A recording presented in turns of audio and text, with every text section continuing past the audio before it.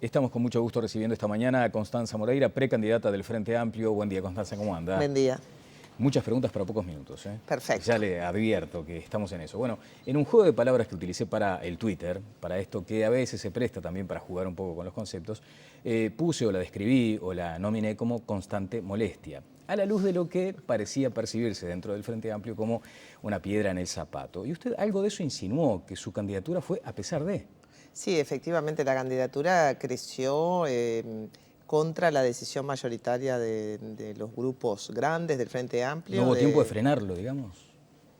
Bueno, no hubo tiempo de frenarlo. Fue una candidatura de alguna manera dentro del Frente Amplio, pero con grupos nuevos, con grupos muy pequeños. La decisión de los principales grupos del Frente Amplio fue otra y su orientación fue otra, fue fortalecer la figura del otro precandidato de Tabaré Vázquez, pensando que esa figura aseguraba la elección. El Frente Amplio no creyó en esta alternativa.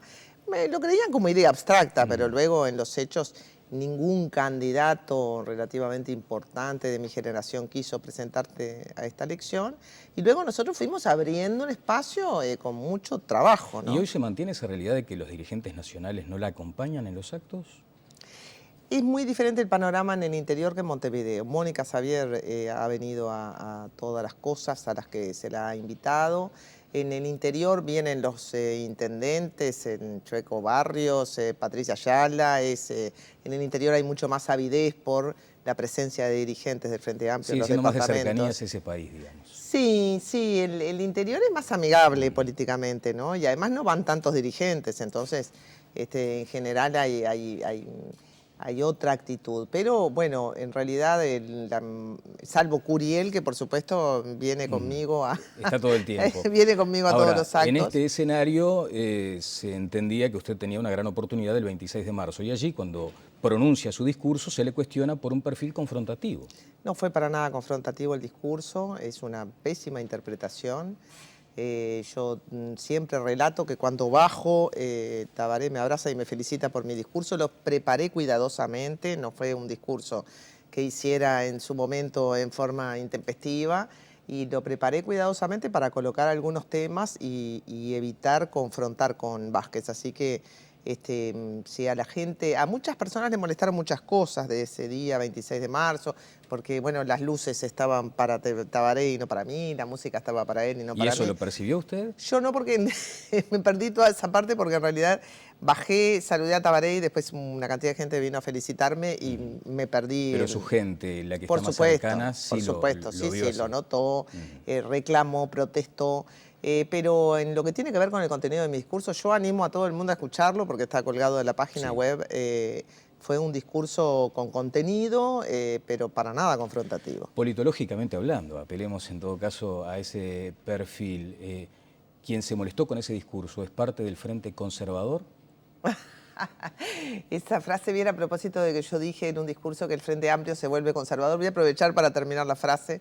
El Frente Amplio se vuelve conservador en la medida en que tiene miedo de perder todo lo que se ha conquistado, sobre todo cuando los candidatos de los otros partidos dicen: yo voy a derogar tal cosa, yo voy a eliminar tal cosa. Bueno, entonces el miedo a perder las conquistas que tenemos. No conservador como los otros, quiere decir usted. No conservador como los otros. Se vuelve conservador porque el miedo a perder debe ser el impulso más conservador de los seres humanos, ¿no? El miedo a perder siempre es más importante en los seres humanos que la satisfacción por lo que se gana. Le pasa a los empresarios también, ¿no? Sienten más aversión a la pérdida que el disfrute por los beneficios que han tenido en este tiempo. Entonces, el miedo a perder nos vuelve conservadores, y esa es una reflexión para impedirnos caer en una deriva conservadora sobre pretexto de conservar lo que tenemos. La frase fuerza es izquierda con otro sentido o en otra dirección. Sí, esa es la frase. Todos hablan, todos los grupos políticos hacen unas interpretaciones. Los grupos políticos que me acompañan, unos hablan del giro a la izquierda, los otros hablan de izquierda con el nuevo sentido. Porque también puede interpretarse que es una respuesta al vamos bien de Tabaré Vázquez. Claro, la respuesta, lo que completa la frase, si quisiéramos hacer una frase de Frente Amplista, es al vamos bien de Tabaré Vázquez, nosotros le agregaríamos pero falta, pero falta. Entonces, izquierda con un nuevo sentido, o giro a la izquierda, es bueno, la agenda de derechos que ha caracterizado mucho esta campaña, las mujeres, los jóvenes, en fin, las libertades. la izquierda del desarrollo, que también caracteriza a nuestra coalición, el Plan Nacional de Desarrollo, esta recuperación del desarrollo como proyecto nacional, y bueno, y algunas cosas propias de la izquierda, la política exterior amigable con América Latina. Allí está un poco en el spot de Andeu un compendio de qué es lo que entendemos que deberían ser las tareas de un próximo gobierno. Bueno, sobre el spot de Andeu, en todo caso sobre la campaña, ¿cuánto invirtió? ¿Cuánto gastó? Eso lo puedo decir. Nosotros, el Frente Amplio, nos prestó $30.000 que deberemos pagar con nuestros votos, y nosotros recolectamos unos $20.000, así que con $50.000 hicimos toda la campaña. Bien, ¿y le consta, conoce, sabe las cifras de los otros partidos en esta disputa? Sí, sé por lo menos lo que se declaró de Luis Lacalle Pou, que era $1.400.000. ¿Esas inequidades en algún momento deben ser resueltas? Absolutamente. Nosotros necesitamos ir a un sistema a la brasilera, con un horario electoral gratuito, donde todos los candidatos presenten, como lo de Andeu, pero bueno, más chico, más ágil y permanente durante un mes, y impedir el resto de los picos de publicidad comercial en el resto de la televisión. Más o menos es lo que hace Brasil. El Uruguay no lo puede hacer en buena medida porque eso se considera que es intervención en la vida de los partidos, los medios de comunicación protestan, entonces termina requiriendo una mayoría de 2/3. Pero yo, que ahora veo las relaciones entre dinero y política en el Uruguay, como no las vi nunca, ni siendo politóloga, ni siendo senadora. A ver, profundice. La inequidad económica es brutal en la campaña electoral, es brutal. Cuando Mujica insinúa que parte de los fondos que financian campañas pueden provenir del narcotráfico, ¿usted leyó eso y qué dijo? En realidad, la Corte Electoral hace una rendición de gastos ante la Corte Electoral, pero nosotros todavía tenemos las donaciones anónimas, cosas en las que otros países han progresado enormemente. Entonces, uno puede recibir una suma de dinero y fraccionarla en donaciones anónimas. La Corte Electoral toma nota de eso, pero tampoco sanciona, ¿no es? Pero ¿cómo observa o lee la insinuación del presidente? No sé, yo no me animo a decir nada, mucho menos de esa índole. Creo que tenemos que tener un sistema mucho más transparente que el que tenemos, y encuentro que gastos de millones de dólares en una campaña interna quiere decir que hay muchos más millones de dólares jugándose en una campaña nacional, y bueno, eso genera una política de ricos y de pobres que es la muerte de la democracia, ¿no? Eso mata la democracia, o por lo menos la va a minar. Es lo que era antes de la democracia. Antes de la democracia la política era la política de los ricos y de los pobres, por decirle algo. En Brasil, antes de que existiera Fernando Henrique Cardoso y Lula, los únicos candidatos que habían, los Fernando Collor de Mello, eran multimillonarios, porque no había otra manera de hacer política en Brasil. Usted financió esta campaña a las internas con $50.000 que luego deberá responder, digamos. Las donaciones no, muchas gracias. No, gracias, bueno, en fin. Pero luego su propio partido tendrá que asumir el desafío de convocar a quienes participen financieramente de la campaña. Esto no es una especie de piedra en el zapato, de palo en la rueda, porque después habrá que recaudar de cara a octubre. Y allí se va a manejar una cifra importante por parte del Frente Amplio. ¿Usted quiere que también allí se transparente todo? Todo tiene que ser transparente en el financiamiento de las campañas. Los partidos son instituciones públicas. No veo otro criterio que no sea el de la más absoluta transparencia. Para tener transparencia y tener campaña, lo que tenemos que tener es un apoyo público consistente. Nosotros ahora estamos recibiendo 42 pesos por voto, algo así como $1.70. Creo que eso aumenta un poquito más. Pero en realidad, cuando yo era politóloga, daba por sentado que la mayor parte del financiamiento de las campañas era público. Ahora me doy cuenta que eso es un error. Le digo a todos los politólogos que corrijan eso. Bueno. En realidad, con el dinero público no se hace. Es decir, con el dinero público se hace más o menos lo que yo hice. Bien. Constanza, usted aquí mismo en la entrevista anterior había señalado que no era funcional esta candidatura a aquella cuestión de bloquear, de ponerle una malla a la fuga de algún frente amplista descontento, que no era esa su intención, sino la de generar un nuevo espacio en el Frente Amplio. ¿Cuál es ese número que está manejando para el 1 de junio que le permita solidificar esa base? Bueno, las encuestas en este momento nos dan bajito, la que nos da más bajito nos da el 11, la que nos da más alto nos da el 20, pero bueno, la imprevisibilidad de una elección interna es muy grande por el tema de cuántos van a votar. Yo recuerdo que a Astori le daban el 30 y algunos el 25 y sacó el 40. Y eso que pasó enfermo el último tramo de campaña. Así que los datos, bueno, yo tengo que ser muy responsable con respecto a las cifras porque soy politóloga. Pero como soy política también tengo que generar mucha expectativa en mis votantes. La parte de la expectativa de mis votantes es decirle, esta elección es un misterio. La parte racional me indica que los guarismos de las encuestas hasta ahora han dado eso. Vamos a ver el último tramo de campaña siempre es el que permite tener mejor Bien, la temperatura. pero hay como una suerte de número mágico del 1 de junio o de la madrugada del 2 que le permitiría a usted decir, bueno, ahora sí, con este numerito voy a empezar a incidir. El único número que tiene, el Frente Amplio tiene dos números. Sí. Tiene, por supuesto, el 40 de Astori, bueno, que fue una competencia muy cabeza a cabeza, y tiene, siempre es Astori, qué curioso, y el 18% ¿Por de qué Astori. curioso, senadora? Porque pensé cuáles son los números de desafiantes y me doy cuenta que siempre estuvo Astori de desafiante. Ahora cuando lo dije, ¿no? En la elección del 99 Astori sacó el 18%, en la elección del 2009 sacó el 40%. Y ahora cuando lo dije siempre Astori. O sea que digamos, el desafiante Astori primero, contra Tabaré Vázquez, es decir, la única competencia que tuvo Tabaré Vázquez antes, que fue Astori, fue el 18%.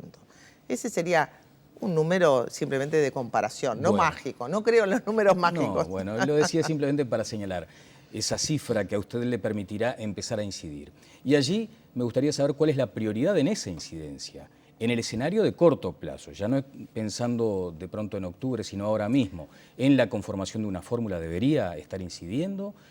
¿Cómo interpreta estos anuncios de eventuales futuros ministros, específicamente el que usted acaba de mencionar, Danilo Astori como futuro ministro de Economía si gana Tabaré Vázquez?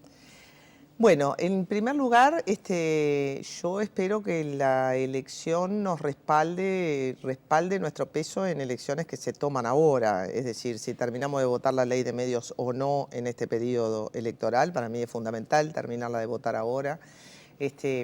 Muchas cosas que están en el Parlamento, el Código del Proceso Penal, la reforma del Código Penal, las venias para meteorología, que pusieron una venia militar a la que nos opusimos con muy escaso éxito, ¿no? Meteorología salió de la órbita militar, pero ahora, bueno, de alguna manera los militares vuelven a gobernar meteorología, es decir, es muy largo para el oyente que está despierto a esta hora, contarle todas las cosas que tenemos en el Parlamento, pero sería importante mejorar nuestra incidencia en las leyes que importan. Y luego, en la designación del Ministerio de Economía, nosotros creemos que, a ver, la sapiencia sobre la economía no la tiene un equipo solo, y que hay que tener varias miradas en ese equipo, es decir, que el equipo de economía debe integrarse con otra gente que tiene perspectivas ligeramente diferentes. El senador Astori, el vicepresidente de la República, sobre este punto dijo que de él debería depender el futuro equipo económico y además agregó que sería un privilegio otra vez tener cerca a Fernando Lorenzo, el ex ministro de Economía. La coherencia en la línea económica no la determina la exclusividad técnica de un solo equipo, ¿no? La coherencia en la política económica la determina una línea de gobierno y no que sean siempre las mismas personas en los mismos cargos. No todo debería depender de esto. No, para nada, no para nada. Ya me opuse a eso cuando se resolvió la fórmula Mujica-Astori, donde había una condicionalidad de que todo lo que era la banca oficial, todo lo que dependía de alguna manera, se creía depender del Ministerio de Economía, estuviera en las mismas manos. Ya pero eso generó el equipo ese paralelo. No hay un equipo paralelo, no hay un equipo paralelo, no. Lo que a mí me parece es que, a ver, ahora tenemos allí una noticia sobre un desacuerdo entre un ajuste a los funcionarios públicos en el Ministerio de Industria y lo que el Ministerio de Economía determina. Por supuesto que tenemos que tener un cuidado en las cuentas públicas, pero no puede haber un dueño de la caja, un dueño de los dineros públicos. Primero, los dineros públicos tampoco son del gobierno, son de la gente, eso hay que recordarlo siempre. Cuando el gobierno dice les doy, bueno, le damos todos, ¿no? Porque es el Estado el que da. pero hay muchas decisiones de política importantes que deberían recaer en el conjunto del gobierno. Por decirle algo, la política exterior es la política exterior, ¿no? Un TLC con Estados Unidos en el periodo pasado. Es la política exterior del gobierno, no es la política del equipo de Bien. economía. Gobernar es arriesgar, dijo Astori. ¿Usted comparte ese punto de vista? ¿Por qué lo hizo en defensa de lo que había sido el tropiezo con Pluna? O el error. Bien, son dos cosas distintas, el tropiezo con Pluna y el gobernar es arriesgar.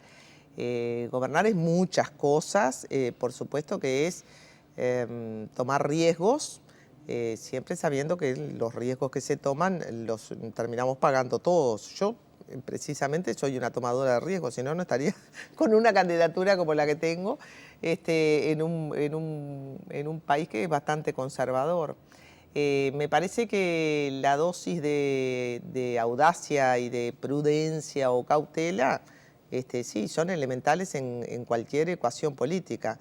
Yo tomaría riesgos en otras cosas, tomaría riesgos en el campo hubiera tomado más riesgos en el campo de derechos humanos, hubiera derogado la ley de caducidad al inicio de los gobiernos del FA, al inicio del 2004, bueno, perdimos esos 5 años, ahora nos cayeron las prescripciones, no sé, tomaría riesgos en otras cosas. O sea, ¿usted discrepa este concepto asociado al riesgo como factor determinante para lo que fue el caso Pluna? A ver, me parece que el caso Pluna, más allá de los errores que hubieron, de alguna manera la privatización y reprivatización llevaron a Pluna a la quiebra, lo cual debe alertarnos sobre los éxitos de los procesos de privatización del Estado. No van a ser ni la primera ni la última privatización que termina liquidando una empresa pública. Me parece que lo que primó en el caso de Pluna no fue precisamente el riesgo, sino la aversión al riesgo, es decir, habiendo una cantidad de juicios en los tribunales brasileros que ponían en riesgo a las aeronaves que podían ser confiscadas en el cielo, se tomó más bien una medida de cautela preventiva. No le llamaría eso una decisión de riesgo. Y ese pronunciamiento... En esto me refiero sobre todo a lo que hicimos nosotros, claro, que fue votar el fideicomiso. Exactamente. Y ese pronunciamiento de Astori respaldando a Lorenzo a pesar de su actual proceso. Me parece que es completamente comprensible e inevitable que Astori respalde a Lorenzo. ¿Y usted está de acuerdo con ese respaldo? ¿Le gustaría en su futuro equipo, digamos, como Frente Amplista, tener a Lorenzo otra vez en cargos de responsabilidad? No lo sé, no, ni siquiera he pensado en eso. Me parece lógico que Astori respalde a Lorenzo porque la designación de Lorenzo es responsabilidad de Astori y también de buena parte del Frente Liber Sereni. En realidad Lorenzo ni siquiera pertenece a Asamblea Uruguay, es del Nuevo Espacio. Me parece lógico lo que hace Astori. Yo creo que nosotros tenemos que ser muy críticos con lo que pasó con Pluna y tenemos que ser muy críticos con lo que representa Pluna desde el punto de vista de la conducción de áreas económicas importantes del país. Pero bueno, sobre eso hemos hablado mucho tiempo. Está bien. Bueno, volviendo muy brevemente sobre lo que fue en su momento el pronunciamiento de Tabaré Vázquez respecto a la posibilidad de que Astori sea su futuro ministro de Economía. Eso es lo que a usted de pronto no le gustó, escucharlo. No, a mí me han preguntado tanto sobre Astori como ministro de Economía. Yo lo que, a ver, tengo... Pero acaba de decir que usted entiende que probablemente podría llegar a ser un ministro de Economía, pero sí con otros matices dentro del equipo. No todo dependiendo de él, eso es lo que entendí. Yo primero digo esto. Quiero que el futuro gobierno del Frente Amplio sea un gobierno de renovación, ¿no? Por eso también estamos haciendo una candidatura alternativa a la de Tabaré Vázquez. Quiero renovación de caras, quiero renovación de figuras. Me parece muy bien que el gobierno dé señales de tranquilidad y de continuidad, pero las señales de estabilidad no pasan necesariamente por la repetición de las figuras. Eso es una consideración de una índole sobre esta cuestión de repetir los ministros. La otra cuestión tiene que ver con la orientación de esos ministros, ¿no? Son dos cosas distintas. Queremos renovación de figuras y también queremos renovación de algunas perspectivas. Bueno, un informe del Instituto de Economía de la Facultad de Ciencias Económicas, analizado por el docente integrante de esta red de economistas de izquierda, Antonio Elías, revela que en Uruguay el 1% más rico recibe ingresos similares al 50% más pobre. O sea, 23.000 personas ganan lo que 1.150.000. ¿Eso interpela la actual conducción económica de Uruguay? Yo lo puse en el spot, solo que 25.000 personas concentran el ingreso de 400.000 en el spot de Andebu. Sí. Sí, por supuesto. Nosotros tenemos, es decir, los gobiernos del Frente Amplio han hecho un esfuerzo muy importante y muy considerable para reducir la pobreza, para reducir la desigualdad y hemos tenido mucho más éxito que en los 30 años anteriores. Bien, pero el 1% más rico pasó de apropiarse del 12 al 14%. Y en el mundo se está estudiando la concentración en el 0,1% más rico. Es decir, que nosotros hacemos un enorme esfuerzo a través del gasto público, de los impuestos, de los apoyos a la pequeña y mediana empresa, del aumento del salario, etcétera, y con eso hemos logrado mejorar la posición de la gente más humilde, hemos conseguido reducir la pobreza, digamos, la clase media se expandió, pero aún así el 1% más rico está más rico. Eso es un poco también un llamador. Yo estuve en ADM el otro día y me leí todas las encuestas de expectativas empresariales y los informes de las cámaras empresariales que son bastante más negativos de los que debieran ser, a mi juicio. Ahí hay un cierto desfasaje entre las perspectivas sobre el país y lo que está pasando y lo que les está pasando a ellos, que están ganando mucho, la mayoría. Y creo que de alguna manera los empresarios tendrían que ver esto, ¿no? Porque si el 1% se vuelve más rico, entonces, ¿cuáles son las expectativas negativas sobre la economía? Es decir, una parte del crecimiento se lo están apropiando y se lo están apropiando más. Y bueno, hay además una concentración en ciertos sectores del empresariado. Bien, se me termina el tiempo, Constanza, pero quiero recordar lo que usted dijo. Mal que me pese, se puso mucho énfasis presupuestalmente en seguridad. Y allí viene el debate sobre la defensa. Dice el ministro Huidobro que no hay debate acá sobre este asunto, pero si me permite lo escuchamos brevemente. A mí me van a dar el premio Constanza Morella porque me alquiló toda la prensa para hablar de nada más que de ese tema. Claro, pero lo que pasa es que usted cuando emplea aquel término que la califica como de ignorante respecto en temas militares militar, sí, claro, muy ignorante. ¿Sigue siendo ignorante? Sí, ¿qué tiene de malo? No. Yo de física nuclear no sé nada, soy un ignorante, soy un atrevido si me pongo a hablar de física nuclear, ¿no? Claro. Aunque capaz que si me da una guitarra, le improviso. Bueno, falló sobre este tema. No, para nada. Yo me he referido muy precisamente al tema del presupuesto de las Fuerzas Armadas. Sobre eso sé algo porque trabajo en la Comisión de Presupuesto, he trabajado durante 5 años en la Comisión de Presupuesto y además participé del Observatorio de la Defensa de la universidad, que entre otras cosas generó la Ley de Defensa. Sé un poquito, ¿no? Por supuesto, no sé la gran cosota, pero de presupuesto sé bastante. Conozco el presupuesto nacional, me he dedicado a estudiar el presupuesto nacional, creo que el presupuesto de las Fuerzas Armadas es desmesurado para el tamaño país, creo que el sistema de jubilaciones y pensiones militares hace mucho que debió ser reformado y como no se termina de entrar en el debate porque está este discurso muy esquizofrénico de que queremos que todo el mundo participe en el debate nacional sobre defensa, pero después cuando alguien se anima a hablar, yo, Elir, en fin, somos todos ignorantes. En realidad lo que se vuelve a hacer es sustraer el debate sobre las Fuerzas Armadas para dejarlo dentro de la corporación, que es lo peor que puede hacer la izquierda. Las Fuerzas Armadas son de toda la sociedad, así que acá la clave de la democracia es que la democracia todos podemos opinar sobre economía, sobre las Fuerzas Armadas, sobre la política exterior, bueno.